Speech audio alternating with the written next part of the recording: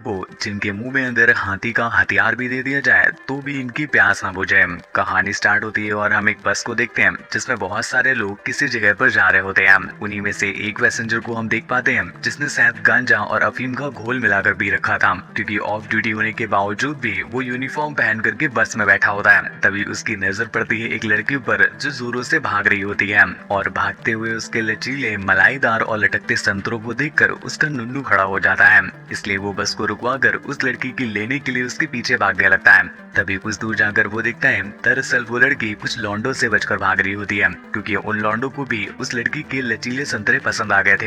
ये देखकर वो पैसेंजर बहुत खुश हो जाता है। उसे लगता है कि शायद उसे भी थोड़ा सा हिस्सा मिल जाएगा, पर अगले ही पल उसकी फटके फ्लावर हो जाती है जब वो लड़की एक एक करके उनकी पिलाई करना स्टार्ट कर देती है। ये देखकर उस पैसेंजर की घमंड के चीथड़े उड़ चुके थे, इसलिए वो अपनी जान और अपनी दोनों बचाकर वहाँ से भागने लग जाता है। लेकिन तभी वो लड़की उसे रोकती है और उसका नाम पूछती है, जिस पर वो पैसेंजर अपना नाम जैविन बताता है और वो लड़की अपना नाम नूरा बताती है। नूरा उसके सामने ही अपने ढीले पड़े संतरों को मसलने लग जाती है और अपने संतरे दबाते हुए उसे उसकी गहरी गुफा चाटने के लिए बोलती है। ये सुनकर जैविन उसकी गहरी गुफा चाटने लग जाता है और अब उसका नू उसकी पैंट से बाहर निकलने लगा था, जिस पर नूरा उससे कहती है, तुम अपने नू को पैंट में बंद करके क्यों रखते हो? तुम चाहो तो इसे मेरी गहरी गुफा में उतार सकते हो, पर इसके बदले मेरी एक शर्त है, तुम्हें मुझे अपनी नाव में बिठाकर उस तरफ छोड़ना होगा। जैविन को विश्वास नहीं होता कि कोई लड़की इतने सस्ते में अपनी घमंड कैसे दे सकती है, इसलिए उसे लगता है कि शायद कहीं कोपचे में कैमरा फंसा हुआ होगा और अगर मैंने हाँ बोल दिया तो ये बहन की लोमड़ी कैमरे की तरफ हाथ हिलाकर हाय बोलने को बोलेगी। इसलिए वो अपना बुरिया बिस्तर समेट के वहाँ से जाने लग जाता है। पर नूरा गर्मी की वजह से कुछ ज्यादा ही गर्म हो रखी थी, इसलिए वो अपनी पैंटी खोल के उसे अपनी चूमतड़ों के दर्शन कराने लगती है, जिसे देखकर जैविन से रहा नहीं जाता और वो अपना नू मसलने लग जाता है। नूरा समझ जाती है कि ये दिखता तो चाइनीज है पर ये अफ्रीकन सांड है, इसलिए अब उसकी जोक लेने लगती है तो वो उससे बचकर भागने लगती है। पर अब तक बहुत देर हो चुकी थी, क्योंकि जैविन का जो रॉकेट था वो चार्ज हो चुका था और अब तो वो टेक ऑफ करके ही मानेगा, इसलिए वो भी उसके पीछे भागने लगता है। और तभी नूरा एक कोपचे में जाकर फंस जाती है, जहाँ पर जैविन उसे पकड़ लेता है और वहीं पे पटक के उसे पेल देता है। नूरा ने वैसे तो शहर के हर लौंडे का लॉलीपॉप चूस रखा था, पर इतना लंबा हथियार आज से पहले उसने कभी नहीं लिया था, इसलिए उसकी गहरी झील का पानी उसके लंबे हथियार को लेते ही लीक करने लगता है। नूरा को अपनी खुदाई करवाने में बहुत मजा आ रहा था, इसलिए वो जैविन को रुकने नहीं देती और लगातार अपने खेत में एक के बाद एक 3 बार मजदूरी करवा देती है। अब तक भाई साहब जैविन की फटके फ्लावर हो चुकी थी, क्योंकि नूरा ने उसकी गाड़ी का तेल 3 बार लीक करवा दिया था, इसलिए वो अपनी जान और अपनी गामन बचाकर वहाँ से भागने लगता है। पर नूरा को तो अब मजा आना स्टार्ट हुआ था और वो उसे एक बार फिर से उसका नुचसाने को बोलती है, पर जैविन उसे इस बात के लिए मना कर देता है और जाते जाते अपनी याद के लिए अपना लॉकेट उसे दे जाता है और कहता है कि अगली बार जब हम मिलेंगे तो ताबड़ तोड़ पलंग हिलेंगे। दूसरी तरफ हम मैरी नाम की एक मेड को देख पाते हैं जो पौधों को पानी देते हुए अपना पानी निकाल रही होती है।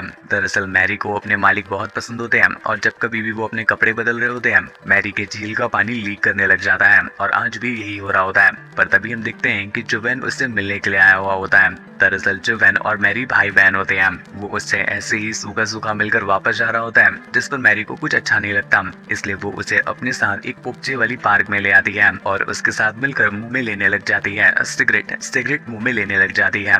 पर जोवेन को मुंह में लेने की नहीं बल्कि मुंह में देने की आदत थी, इसलिए वो अपनी बहन को ही गर्म करने लग जाता है। मैरी को ये सब पसंद नहीं आता, इसलिए वो उठकर वहाँ से जाने लगती है। पर जोवेन उसे गर्म करने के लिए अपनी लंबी वाली उंगली उसकी गहरी गुफा में घुसा देता है और जोर जोर से हिलाने लग जाता है, जिससे मैरी मदहोश होने लग जाती है और उसकी सिसकियों से जोवेन को पता चल जाता है कि अब उसकी पेलने का टाइम आ गया है। जिसके बाद वो उसकी कट उठाकर अपना नो उसकी गहरी गुफा में घुसा देता है और पीछे से ताबड़तोड़ उसकी पिलाई करने लग जाता है। इससे मैरी को भी बहुत मजा आता है और वो जोवेन को रोकने से मना कर देती है। जोवेन उसे झाड़ियों के पीछे ले जाकर पीछे से खूब दबा दबा के पेलता है, जिससे हालांकि मैरी को मजा तो बहुत आता है पर अब उसे गिल्ट होने लग गया था।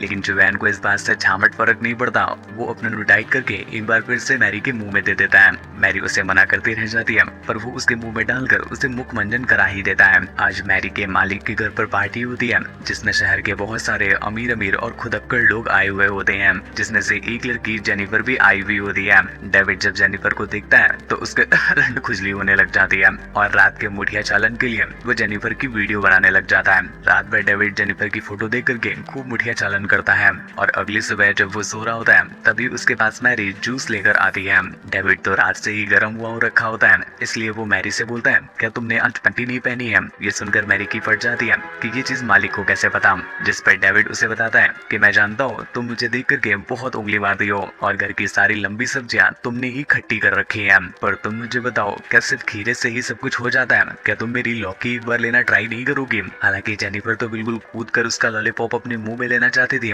पर वो ये बात डायरेक्टली नहीं बोल पा रही थी। पर अब तक डेविड को समझ में आ गया था, इसलिए वो उसके सामने अपनी तौलिया खोलकर सीधा खड़ा हो जाता है और डेविड भी खड़ा था और डेविड का भी खड़ा था। ये देखकर मैरी की गहरी झील का पानी लीक करने लग जाता है और डेविड को समझ में आ जाता है कि वो उसका दूसना चाहती है, जिसके बाद वो मैरी को पकड़कर अपना उसके मुंह में डाल देता है। अब तक मैरी भी खुल चुकी थी, जिसके बाद वो उसे अपने मुंह से चरम सुख देने लग जाती है। मैरी से अब रोका नहीं जा रहा था, वो जल्दी से जल्दी डेविड का हथियार टाइट करती है और घोड़ी बन के उसे पीछे से उसकी पिलाई करने को बोलती है। डेविड भी अपने खड़े हथियार को सीधा उसकी गहरी गुफा में डाल देता है और पीछे से उसे रगड़ रगड़ कर खोदना स्टार्ट कर देता है। अगले दिन जेनिफर कहीं पर जा रही होती है तो डेविड उसे लिफ्ट देकर उसे अपने एक पुराने बंगले में ले आता है। जेनिफर जब उससे पूछती है कि वो उसे यहाँ पर क्यों लाया है तो डेविड उससे बताता है कि वो उससे बहुत प्यार करता है और बस एक बार उसकी लेना चाहता है। ये सुनकर जेनिफर जोर जोर से हंसने लगती है और उससे कहती है कि नहीं, मैं तुम्हें नहीं दे सकती क्योंकि मेरे बाबू मेरी बहुत गहरी लेते हैं और मुझे बस उन्हें ही देने में मजा आता है। ये सुनकर डेविड हंसने लगता है और कहता है कि मुझे पता है कि तुम्हारे बाबू का तो अब ठीक से खड़ा ही नहीं होता, उसकी उम्र जो हो चुकी है और किसी तरह से वो गोली खाकर खड़ा कर भी ले तो वो मैदान पर लंबा टिक ही नहीं पाता, जिस वजह से तुम्हारी क्रिच हमेशा गीली ही रह जाती है और वो क्लीन बोल्ड हो जाता है। एक बार तुम मुझे अपनी क्रिच पर बॉलिंग करने का मौका तो दो, तुम खुद मेरा बैट पकड़कर मुझे बैटिंग पर उतार दोगी। उसकी बातों से जेनिफर की कच्ची गीली हो जाती है, इसलिए वो उसे चाट चाट कर साफ करने को बोलती है। पर जैसे ही डेविड उसकी गहरी गुफा की छटाई स्टार्ट करता है, जिससे जेनिफर गहरी गहरी सिसकियां भरने लग जाती है और अब दोनों को इस पिलाई में मजा आने लगा था। जेनिफर उससे कहती है कि अब वो ना रुके, जोर जोर से उसकी पिलाई करना स्टार्ट कर दे। इस बीच जेनिफर अपने बूढ़े पति को खूब गरियाती है क्योंकि वो उसकी इतनी गहरी पिलाई कभी कर ही नहीं पाता था जैसे आज डेविड उसकी कर रहा था। डेविड भी उसकी गहरी गुफा को रगड़ कर फाड़ता है और उसे सुरंग बना देता है। जाते जाते जेनिफर उससे प्रॉमिस करती है कि जल्दी ही डेविड एक बार फिर उसकी खुदाई करेगा। डेविड भी उसे प्रॉमिस करके वहाँ से भेज देता है। पर जैसे ही जेनिफर घर पहुँचती है उसके पति की झामटियां वायर हो रखी थी क्योंकि सुबह से जेनिफर पता नहीं कहाँ गायब थी और एक भी बार उसने उसे फोन नहीं किया था, जिस पर वो गुस्से में आ जाता है और शिलाजीत की गोली खा के अपना हथियार खड़ा कर लेता है। उसे तो ऐसा लग रहा था कि वो जेनिफर की आज गहरी खुदाई करने वाला है, पर उसे झामट भर का भी अंदाजा नहीं था डेविड तो इससे लंबा हथियार हंसते हंसते झेल सकती है, इसलिए वो बस अपने पति के सामने रोने की एक्टिंग करने लगती है। वरना रियलिटी तो ये थी कि उसे अपने पति के छोटे नुन में झामट मजा तक नहीं आता था, दर्द तो दूर की बात। पर उसके पति को ऐसा लगता है कि उसने आज जेनिफर को अच्छा सबक सिखा दिया है। अगले दिन जोसेफ मैरी के बहन जूली के पास जाता है। दरअसल जूली जोसेफ के रेस्टोरेंट में कुछ समय पहले काम किया करती थी और काम के साथ साथ वो जोसेफ का नुन भी चूसा करती थी। आज भी जोसेफ का मूड बना हुआ था, इसलिए वो जूली के पास जाता है और उसे अपने साथ एक नया रेस्टोरेंट के एक कोपचे वाले कमरे में ले आता है, जहाँ पर वो जूली को नगा करके उसकी गुलाबी गुजिया चाटने लग जाता है। जूली को भी इसमें बहुत मजा आ रहा था, जिसके बाद जूली लॉलीपॉप की तरह उसका चूसने लग जाती है और इस तरह से इनका टपाटप कार्यक्रम स्टार्ट हो जाता है। और 3 घंटे की गहरी पिलाई के बाद जब जोसेफ की फटके हाथ में आ जाती है, वो उसके दुद्धू में बहुत सारे पैसे डालकर उसे वहाँ से भेज देता है। एक दिन जोसेफ जूली की मुलाकात एक लड़की से कराती है जिसका नाम एलिस होता है।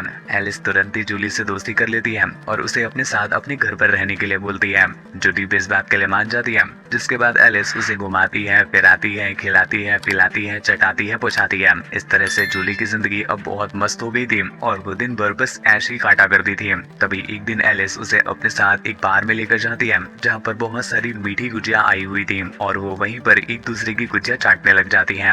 एलिस ये देख करके गर्म हो जाती है और वो जूली से अपनी गुलाबी गुजिया बाहर निकाल के रखने को बोलती है। जूली की ये देख के फटके फ्लावर हो जाती है, तो वो उसे घर पर वापस चलने के लिए बोलती है। पर एलिस अब तक गर्म हो चुकी थी, इसलिए वो घर पहुंच करके उससे कहती है कि चलो कैंची से कैंची मिलाया जाए। पर जूली इस बात के लिए उसे मना कर देती है क्योंकि वो मीठी नहीं थी।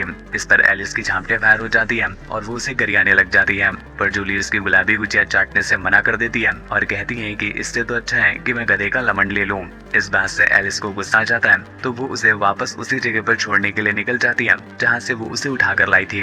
इधर रास्ते में हम नूरा को देखते हैं जो एक बार फिर से अपनी जान और अपनी कर्न दोनों बचाकर लॉन्डो से भाग रही होती है। तभी अचानक से वो एलिस के गाड़ी के सामने आ जाती है और उससे रिक्वेस्ट करती है कि प्लीज वो उसकी जान और उसकी कर्न की रक्षा करे। एलिस उसकी हेल्प करने को रेडी हो जाती है और उसे अपनी कार में बिठाकर वहाँ से भगा लाती है। अगले सीन में हम नूरा को बिल्कुल नंगा हुआ देख पाते हैं जिससे देखकर हमें समझ में आता है कि एलिस ने रात में उसके सारे कपड़े हटाकर उसके साथ चटाई पुछाई कर ली है, जिसके बाद वो नूरा के लिए कुछ पैसे रखकर वहाँ से चली जाती है। पर तभी नूरा की आँख खुल जाती है और वो एलिस के पीछे जाकर उसे सारे पैसे वापस दे देती है और कहती है कि तुम्हें पैसे देने की जरूरत नहीं है, कल रात जो तुमने गुजिया से गुजिया मिलाई थी उसमें मुझे भी बहुत मजा आया था। एलिस ये सुनकर के बहुत खुश हो जाती है और उसे लगने लगता है कि शायद उसकी गुजिया से गुजिया मिलाने वाली पार्टनर उसे मिल गई है, इसलिए वो उसे अपने साथ चलने को बोलती है। पर नूरा इस बात के लिए उसे मना कर देती है और कहती है कि मुझे तुम्हारी गुजिया वैसे तो बहुत टेस्टी लगी है पर तुमने शायद मेरे बाबू का लॉलीपॉप नहीं चखा है। एक बार अगर तुम उसका लॉलीपॉप अपने ऊपर वाले और नीचे वाले मुंह से अंदर ले लोगी ना तो तुम भी तड़प उठोगी। ये बातें वो एलिस को बता ही रही होती है कि इतने में ही जोविन वहाँ पर पहुंच जाता है और अपनी इतनी तारीफ सुनकर उसके सभी छेद से पानी आने लग जाता है कि देखकर नूरा बहुत खुश होती है और वहीं पर उसका पैंट खोल के उसका मुख मंजन करने लग जाती है। हालांकि ये दोनों तो मिल गए थे पर एलिस की झांटियों में आग लग जाती है क्योंकि किसी तरह से फाइनली उसे उसकी गुजिया चाटने वाली पार्टनर मिल गई थी। पर इस लौंडे ने आकर के उसकी सारी उम्मीदों के पर्दे लगा दिए, जिसके साथ ही ये कहानी यहीं पर एंड हो जाती है। दोस्तों आपको